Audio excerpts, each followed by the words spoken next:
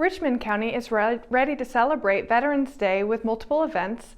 Tom McInnes announces his re-election bid for State Senate, and the Richmond JV team blanks Scotland Thursday ahead of the varsity game tonight. I'm Sarah Minks for Live at 5. Richmond County's nightly news starts right now.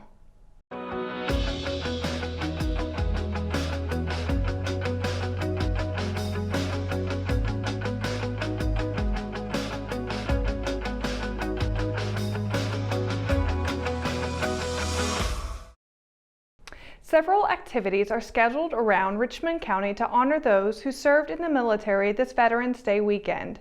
Saturday's events begin at 11 a.m. with a ceremony by the American Legion of Veterans Memorial Park, which will include a flag raising by the Richmond Senior Army JROTC Raider Battalion and the singing of the national anthem.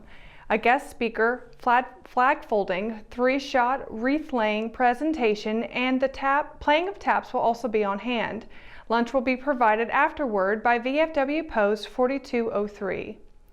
There will be a meet and greet with members of the all-veterans group jump team in the BB&T parking lot. They are scheduled to jump from their helicopter at 2:25 and land in the parking lot just before opening ceremonies begin for the 4th annual Veterans Day Parade on the steps of the old courthouse. VFW Auxiliary President Robin Roberts said there are 51 entries in the parade this year, nearly doubling the amount from the first year. The parade also includes more than 100 walkers and more than 40 motorcyclists from various local clubs. Video coverage for the Veterans Day Parade will be featured on the Richmond Observer's Facebook page and richmondobserver.com. State Senator Tom McInnes announced Thursday that he will be seeking re-election. McInnes is a lifelong resident of the district that includes Richmond County. He is also the son of a local farmer and public school teacher. He is a small business owner who served on the Richmond County Board of Education before his election to the State Senate in 2014. The search is over for alleged probation absconder. Richmond County Crime Stoppers announced on its Facebook page that 18-year-old Jalen Montez Taylor was arrested by deputies with the Richmond County Sheriff's Office on Thursday. He is charged with possession of a firearm by a felon and resisting a public officer. And according to the Crime Stoppers page, more charges are pending. Taylor is being held under a $200,000 secure bond. When we return, we've got your Live at 5 weather report. It's coming up right after the break, so stay tuned. Locally owned and operated, Fifth Dimension is a place you'll want to check out. Whether you need vape supplies, signs, business cards, decals, or your chakras aligned, we have you covered. Our in-house print shop has quick turnaround time and is open 7 days a week. We offer a wide range of products including natural stones, herbs, pendants, CBD, kratom, and more. Please visit us at 639 East Broad Avenue in Rockingham, North Carolina. That's 639 East Broad Avenue in Rockingham, North Carolina. McNair Auto Sales is the place to buy your pre-owned car, truck, or van. To be the best, it takes big selection, friendly staff, and great pricing. We guarantee a no-hassle buying experience, and financing is available right on site. So come see us today. We're located at 1026 East Broad Avenue in Rockingham. And remember, with over 40 years of experience, you know McNair is the name you can trust. At Richmond County Hospice, we strive to provide high-quality care to our patients and their families. Whether it's the incredible hospitality at the Haven House or from the comfort of your own home, you can count on hospice to be there for you. We also offer monthly grief support groups, and our chaplain will be there to hold your hand in prayer. Through our amazing staff and our volunteers, hospice has made difficult times easier for our community. Call the number on your screen if you feel that you or your loved one may benefit from our services. Richmond County Hospice. Peace, comfort, dignity. Your Live at 5 weather report is brought to you by RO Yellow, Richmond County's new online business directory. And it is Friday evening, and that means it is time for the Richmond-Scotland game happening in just a couple of hours. And as you can see here on the board, we do have the temperatures for tonight in Laurinburg. 7 o'clock, it's going to be 42. It's going to feel like 36. And then it's continuing onward into the night with the game. Probably around third, fourth quarter, you're going to see it at 39 degrees. It's going to feel like 33, so definitely bring your jacket. I know I'm going to be very bundled up quite a bit out there. I can't handle the cold too well, so hopefully the game will definitely be a heated one for sure on the field for a lot of action though. But talking about tomorrow, which is the Veterans Day Parade, it's looking pretty sunny for tomorrow. But first of all, we're going to start in Fayetteville with a high of 54, a low of 34. Rayford's going to see a high of 54, a low of 33. Lumberton's going to be a high of 56, a low of 36. And then Laurinburg's going to see a high of 56 and a low of 34. Southern Pines is going to see a high of 53 and a low of 29. Ellerby's going to be a high of 54 and a low of 30.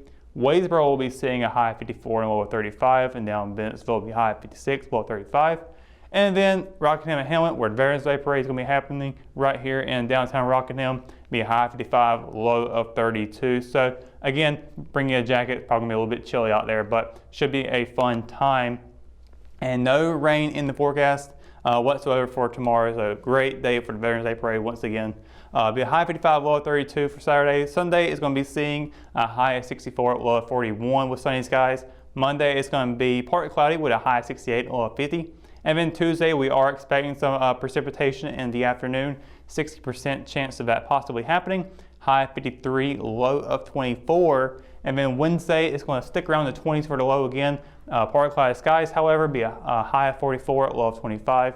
Thursday, partly cloudy skies again with a high of 49, low of 35. And then Friday, next Friday, we're looking at a 60% chance of precipitation in the afternoon, but 30% chance in the evening, be a high of 51 and a low of 38. So a couple of showers coming up the next 7 days, but overall pretty good, especially the weekend, looking very, very nice for everyone here in Richmond County. And that's going to do it for your Live 5 weather report. When we return, we've got your RO Sports update. It's on the way right after this, so stay tuned. Richmond Community College's Electric Utility Substation and Relay Technology program is a game changer. Established as a partnership between Richmond CC and Duke Energy in 2011, this innovative, one-of-a-kind program was created to address the nation's growing demand for technicians capable of working on the protective relaying that controls America's high-voltage power grid. While entry-level technicians in the utility industry normally require 5 years of training, Richmond CC's 2-year program was crafted specifically to cut the training time in half and fast-tracked its students toward high-skill, high-wage jobs in the industry. Graduates to the EUSRT degree program are making between $50,000 and $75,000 in their first year of employment. As lead instructor Steve Lampley said, "We have the program, we have the jobs, now we need more students." Enroll in Richmond Community College's Electric Utility Substation and Relay Technology today. Hometown heroes? Well, maybe.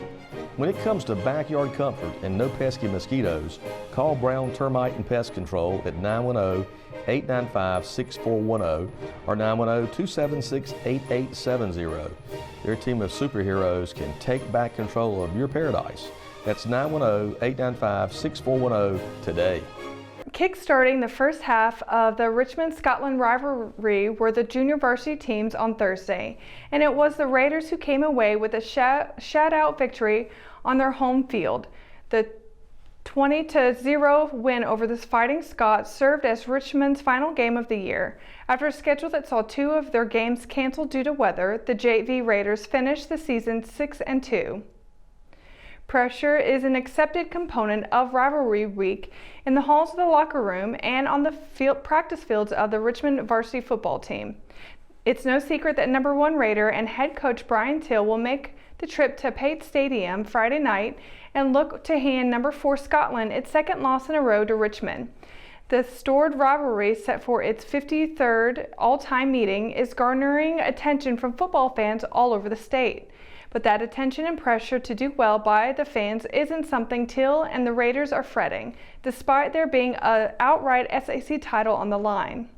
The Raiders entered the contest looking for their first undefeated regular season since 2006. It's also been a decade since Richmond won on the road at Scotland. Scotland's lone loss this season came 2 weeks ago when SAC opponent Pinecrest upset the Scots in Laurinburg 36-28. During Till's tenure, the Raiders have split the 2 games against the Scots. Richmond ended an 8-year drought to Scotland with a 23-8 win at home last season in a game that was only a 2-point difference in the third quarter. Back on the road this fall, the Raiders will also have to prepare for a full stadium that is expecting a sellout crowd. Kickoff at Pate Stadium is set for 7:30 p.m. and full capacity crowds are expected for both sides of the stands. The Cordova Cavs celebrated a West Division co-championship on Wednesday following their 38-14 rout of Sandy Grove in the regular season finale. The win moved the Cavs to 4-2 on the season, and it marked the second time they have won a title in the past 2 seasons. During last year's inaugural middle school wrestling season, the tandem lead Richmond County's team to a SEM SAC championship. Cordova finished division play in a 3-way tie with Anson and Rockingham Middle Schools. Per conference rules, a straw poll was used to determine which school would advance to the SEM SAC championship against Cavalier Middle School, and the Rockets won. And that's going to do it for tonight's edition of Live at 5. For the latest news, sports, and events happening in Richmond County, visit richmondobserver.com or download the free app for your mobile devices. For the Live at 5 crew, I'm Sarah Minks. Thanks for watching, and we'll see you Tuesday. Good night, Richmond County.